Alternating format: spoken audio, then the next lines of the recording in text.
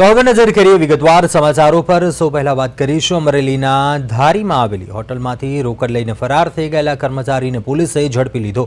પોલીસે ઉત્તરાખંડના ગઢવાલથી આરોપીની ધરપકડ કરી છે। ધારીમાં આવેલી લિયોનિયા હોટલમાં કેશિયર તરીકે કામ કરતો કર્મચારી નિખિલ કુકરેટી હોટલના 3 લાખથી વધુની રકમ લઈને ફરાર થઈ ગયો હતો।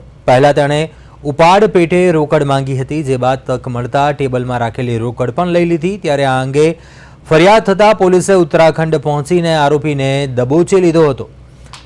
અમરેલીના ધારીનો આ મામલો છે કે જ્યાં હોટલમાંથી રોકડની ઉઠાંતરી કરી હતી અને ફરાર થઈ ગયો હતો। હોટલનો આ ફરાર કેશિયર જેની ધરપકડ કરાઈ છે, 3 લાખથી વધુની રકમ લઈને ફરાર થઈ ગયો હતો। વધુ વિગતો મેળવે સંવાદદાતા અશોક મણવર ફોનલાઈન પર જોડાયા છે। અશોક, અમરેલીના ધારીનો મામલો સામે આવ્યો છે। હોટલનો કેશિયર જે રોકડ લઈને ફરાર થઈ ગયો હતો, આખરે તેને ઝડપી લેવાયો છે। શું બનાવ બન્યો હતો, શું હતી ઘટના, શું વિગતો?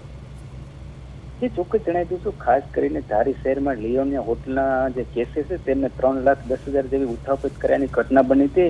હોટલના માલિકે આ બાબતે ધારી પોલીસ સ્ટેશનમાં ફરિયાદ નોંધાતા પોલીસે તાત્કાલિક કાર્યવાહી કરી હતી અને પોલીસ દ્વારા છેતરપિંડીનો કેસ ઉત્તરાખંડના ગઢવાલા વિસ્તારમાંથી ઝડપી લેવામાં આરોપીને ઝડપી લેવામાં હતો। ખાસ કરીને રોકડ રકમ માંગેલી હોય અને કુલ 3,10,000 જેવી હતી। આ અંગે હસમુખભાઈ વેકરીએ ધારી પોલીસમાં ફરિયાદ નોંધાતા ધારી પોલીસ દ્વારા ટેકનિકલ સોર્સ અને ઉત્તરાખંડ પહોંચી આરોપી નિખિલ કુકરેટીને ઝડપી પાડવામાં હતું। આ અંગે ધારી પોલીસે આ બાબતની વધુ તપાસ હાથ ધરવામાં આવશે। ચોક્કસ આભાર અશોક, જાણકારી આપવા બદલ।